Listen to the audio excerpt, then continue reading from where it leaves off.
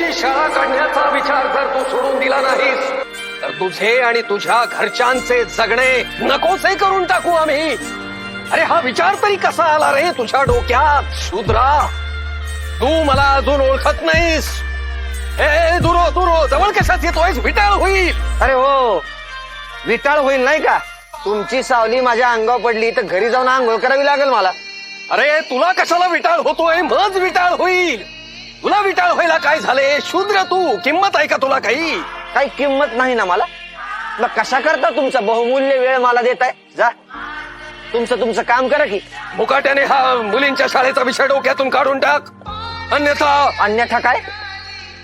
तुम्हाला काय करायचं ते करा, मीही पाहतोच. मी सुरू केलेलं काम कसं थांबतंय ते. कोण अडवतंय मला ते बघतोच.